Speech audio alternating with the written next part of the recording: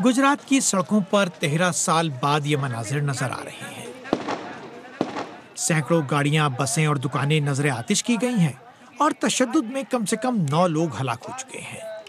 तशद्दुद का जोर तो कुछ कम हुआ है, लेकिन पटेल बिरादरी का गुस्सा नहीं।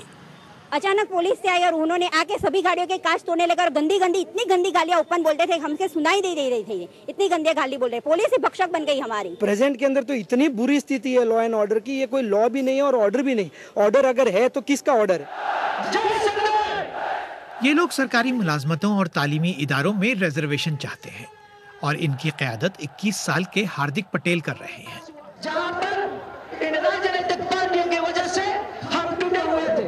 हमने बरसों से कहा है कि गुजरात के अंदर जो पाटीदार हित की बात करेगा वही पाटीदारों पे राज करेगा, वरना कोई नहीं, चाहे वो कोई भी हो। पटेल बिरादरी खुशहाल भी है और सियासी एतबार से ताकतवर भी।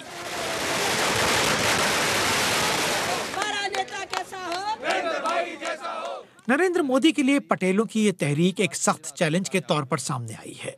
गुजरात में पटेल हमेशा मजबूती से बीजेपी के साथ रहे हैं। अब अगर वो पार्टी का साथ छोड़ देते हैं तो वजीर आजम नरेंद्र मोदी के लिए ये एक बड़ा सियासी झटका होगा। इसलिए उनका मुतालबा न आसानी से मंजूर किया जा सकता है और न मुस्तरद। Suhail Haleem, BBC news, Delhi.